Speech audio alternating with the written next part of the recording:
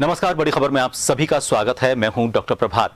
बड़ी खबर में बात करेंगे सबसे पहले चार धाम यात्रा की। बड़ी खबर वो इसलिए है क्योंकि इस बार हजारों लाखों यात्री वहां पर फंसे हुए हैं। चार धाम यात्रा में जिस तरह की लापरवाहियां वहां पर देखने को मिली हैं, जिस तरह की अव्यवस्थाएं देखने को मिली हैं, उसकी वजह से बहुत असुविधा का सामना तीर्थ यात्रियों को करना पड़ रहा है। अधिकारियों के मुताबिक रोजाना लगभग 30,000 तीर्थ यात्री केदारनाथ के रास्ते सोनप्रयाग पहुंच रहे हैं और भीड़ के कारण भारी ट्रैफिक जाम हो गया है।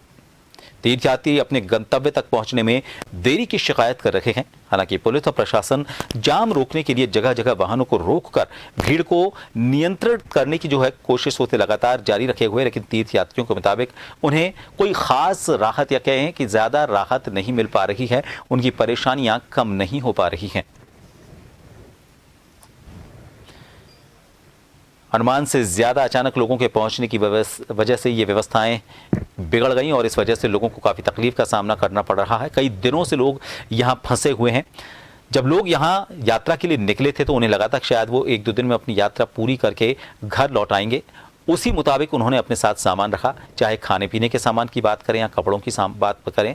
अब चूंकि उन्हें कई दिन यहाँ पर अटके हुए हो गए हैं, ऐसे में उनका खाना खत्म हो रहा है, पहनने के कपड़े उनके लिए कम पड़ रहे हैं और सर्दी के मौसम की वजह से बाकी जो परेशानियां हैं वो ज्यादा और उनको झेलनी पड़ रही हैं।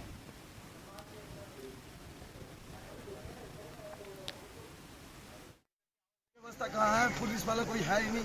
यहाँ थोड़ा सा 2 किलोमीटर की एरिया में पुलिस वाला है, बाकी कहीं भी पुलिस वाला नहीं दिख रहा है। ठीक है ना? बाकी रोडों में इतना जाम घोड़ों की वजह से है कि एक पैदल जो यात्री है वो चलने के लिए जो असमर्थ है। जो यात्री 7 या 8 घंटों में सफर करना चाहते हैं वो 16 और 17 घंटों में सफर हो रहा है उनका। जो व्यवस्था चलाने वाले की वो अच्छी नहीं है, क्योंकि लाइन में चलते नहीं है और फिर वो जो यात्री है बेचारे वो बड़े घबराए होते हैं। और किस तरह की परेशानियां हैं प्रशासन की तरफ से और सरकार की तरफ से, किस तरह के इंतजाम किए गए, क्योंकि आज एक मीटिंग भी ली है सीएम धामी ने और ये कहा है कि जल्द से जल्द व्यवस्थाओं को दुरुस्त करने की कार्रवाई की जाएगी। हमारे साथ हमारे वरिष्ठ सहयोगी हिमांशु बरमोला उत्तराखंड से हमारे साथ जुड़े हुए हैं। हिमांशु, तकलीफ लोगों की थोड़ी सी बढ़ ज्यादा इसलिए गई है क्योंकि अपेक्षित नहीं था इतने दिनों तक उनको रुकना पड़ेगा, फंस गए हैं, उनका खाना खत्म हो रहा है, थोड़ी बहुत जो मेडिसिन, जनरल मेडिसिन अपने साथ लेकर जाते हैं उसकी दिक्कतें हो रही हैं और इसके अलावा कपड़ों की, मतलब काफी तरह की दिक्कतें उनका सामना करना पड़ रहा है। सीएम ने आज एक मीटिंग भी ली है। व्यवस्थाओं में सुधार को लेकर किस तरह के निर्देश दिए गए हैं और क्या स्ट्रेटेजी तैयार की गई है लोगों को निजात दिलाने के लिए? रूप से प्रभात में आपको बताना चाहता हूं कि उत्तराखंड में इस वक्त जो है चार धाम यात्रा चल रही है। 10 मई से ये यात्रा शुरू हुई थी। 10 मई की अगर बात कर ली जाए तो बद्रीनाथ, केदारनाथ, गंगोत्री और के जो है कपाट खुले थे। इसके साथ ही साथ अगर बात कर ली जाए तो बद्रीनाथ के कपाट 12 मई को खुले थे। तो कहीं ना कहीं जो है चार धामों की जो यात्रा है उसका आगाज उत्तराखंड में 10 मई से हो गया था। वहीं अगर अभी तक आंकड़ों पर नजर डाली जाए तो आंकड़ों के मुताबिक जो केदारनाथ में सर्वाधिक अभी एक हफ्ते के अंदर जो है 1.5 लाख से ज्यादा जो श्रद्धालु हैं उन्होंने दर्शन कर लिए हैं। इसके साथ ही साथ अगर बद्रीनाथ की बात कर ली जाए तो बद्रीनाथ में 50,000 से ज्यादा श्रद्धालुओं ने दर्शन कर लिए हैं। यमुनोत्री में 70,000 से ज्यादा और जो गंगोत्री धाम है, गंगोत्री धाम में 60,000 से ज्यादा श्रद्धालुओं ने अभी तक दर्शन कर लिए हैं। यानी कि कुल मिलाकर एक हफ्ते के अंदर उत्तराखंड की अगर बात कर ली जाए, चारधाम की बात कर ली जाए तो चारधाम यात्रा में 3 लाख से ज्यादा श्रद्धालुओं ने जो है चारधाम यात्रा कर ली है। वहीं अगर पंजीकरण की संख्या पर नजर डाली जाए तो ये पंजीकरण की संख्या 27 लाख को पार कर चुकी है। यानी कि उत्तराखंड में जो श्रद्धालुओं का रिकॉर्ड है वो टूटता हुआ जा रहा है। अगर पिछले साल के मुकाबले देखा जाए तो इस बार तकरीबन 1.5 से 2.5 लाख ज्यादा श्रद्धालुओं ने पहले 5 दिन में दर्शन किए थे। इसके साथ ही साथ अगर बात कर ली जाए सीएम पुष्कर सिंह धामी की, तो सीएम पुष्कर सिंह धामी ने चारधाम यात्रा को लेकर आज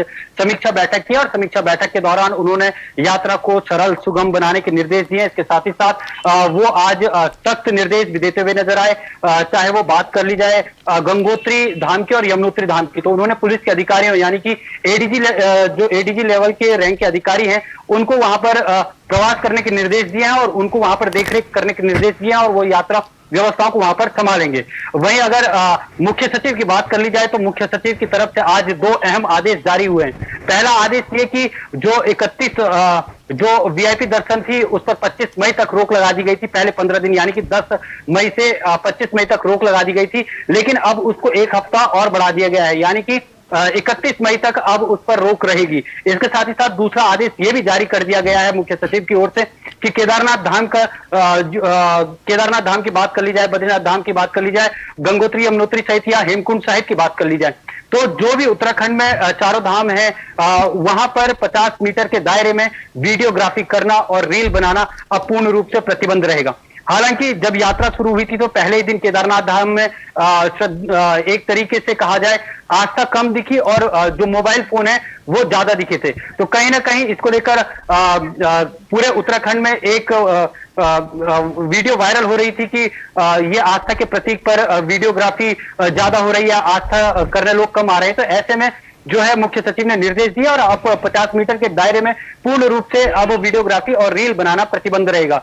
और इसके साथ ही साथ अगर बात कर ली जाए चारधाम यात्रा की, तो चारधाम यात्रा में जो अव्यवस्थाओं का आडंबर जो दिख रहा है उसको लेकर साफ तौर पर यह है कि प्रशासन के ऊपर इस वक्त ज्यादा दबाव है। कारण और वजह साफ है कि जिन भी लोगों का पंजीकरण डेट के बाद हुआ है, यानी कि अगर किसी का पंजीकरण 30 मई को हुआ है तो वो यात्रा करने आज ही चारों धामों में पहुंच रहे हैं। किसी का पंजीकरण 30 जून को हुआ है तो वो यात्रा करने के लिए आज ही उत्तराखंड पहुंच रहे हैं। तय समय पर तय डेट जो प्रशासन द्वारा दी जा रही है उस डेट पर वो लोग वहां नहीं पहुंच रहे हैं। अगर अभी सूत्रों के हवाले से जो खबर मिली थी हमें वो ये थी कि गंगोत्री धाम में वर्तमान में 15,000 लोग इस वक्त मौजूद हैं, लेकिन जो श्रद्धालु मंदिर में दर्शन करने के लिए गए उनकी संख्या मात्र 3,500 है। इसी तरीके से अगर केदारनाथ की बात कर ली जाए तो केदारनाथ में जो इस वक्त मौजूदा स्थिति वहां पर धाम में मौजूद श्रद्धालुओं की संख्या है वो तकरीबन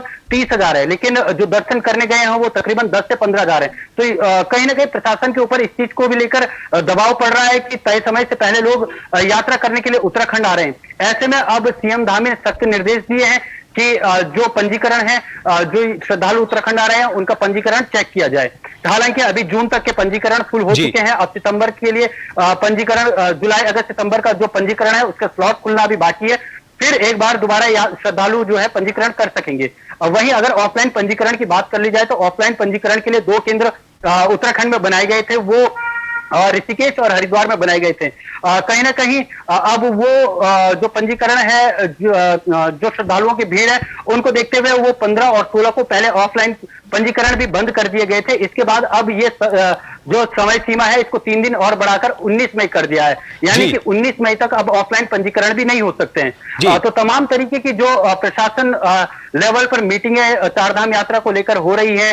लगातार मुख्यमंत्री भी जब दूसरे राज्यों में दौरे पर गए हुए थे उस दौरान भी उन्होंने लगातार वीडियो कॉन्फ्रेंसिंग के जरिए चारधाम यात्रा की लगातार अपडेट ली। तो कहीं ना कहीं जो प्रशासन के ऊपर दबाव है वो लोगों के अत्यधिक भीड़ बढ़ने के कारण है। कारण ये है कि लोग तय समय सीमा से पहले ही उत्तराखंड में चारधाम यात्रा के लिए पहुंच रहे हैं। इसके साथ ही साथ मुख्यमंत्री पुष्कर सिंह धामी ने ये भी आज बैठक में निर्देश दिए, उत्तराखंड राज्य के बॉर्डर है, पहले तो वहां पर पंजीकरण को चेक किया जाए। अगर कोई लोग कुछ लोग फिर भी अगर राज्य के अंदर प्रवेश कर जाते हैं तो ऐसे में जो अब चेक पॉइंट बनाए जा रहे हैं वहां पर पंजीकरण तैयार किए जाएं। हिमांशु, चेक पोस्ट पर पंजीकरण जी हिमांशु, मेरा एक सवाल अभी है, ये तो व्यवस्थाएं वो हैं कि हम नई भीड़ जो है और ज्यादा भीड़ नहीं बढ़े, लेकिन जो लोग वहां फंसे हुए हैं, देखिए जिस तरह का इलाका है, पहाड़ी इलाका है, दुर्गम इलाका है, कई बार वहां पर जो मौसम है वो बड़ा संजीदा हो जाता है और जो मौसम की बेरुखी है वो वहां पर फंसे लोगों के लिए बड़ी मुश्किल हो सकती है।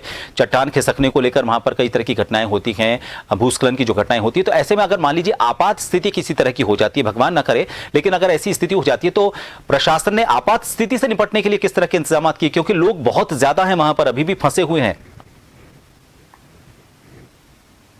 चारधाम यात्रा चल रही है, ऐसे में जो उत्तराखंड पुलिस है उसके 5,000 जो कार्मिक हैं वो पुलिस कर्मचारी वो वहां पर तैनात हैं, चारों धामों में तैनात हैं। इसके अलावा बात कर ली जाए तो एसडीआरएफ, एनडीआरएफ की तमाम टीमें उत्तराखंड में सिर्फ चारधाम के वक्त ही नहीं बल्कि हर महीने हर दिन तैनात रहती है। तो ऐसे में जो अगर कुछ घटना घटती है तो ऐसे में त्वरित कार्रवाई करने के लिए एसडीआरएफ की टीम उत्तराखंड में मौजूद है। इसके साथ ही साथ चारधाम यात्रा से पहले ही तमाम तरीके के जो कंट्रोल है, आप द कंट्रोल रूम है वो बना दिया गया था।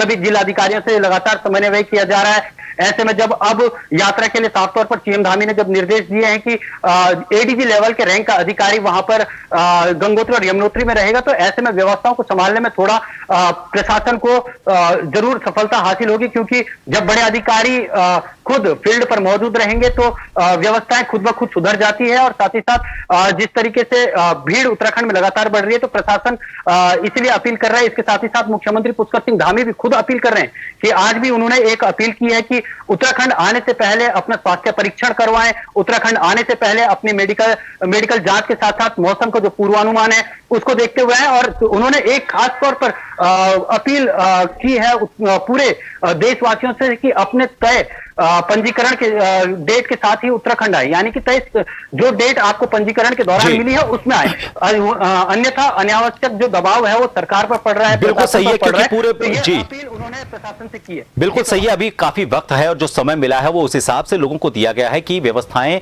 उनके अनुरूप रहे, उनको किसी तरह की दिक्कत का सामना ना करना पड़े। बहुत बहुत शुक्रिया हिमांशु हमसे जुड़ने के लिए। तो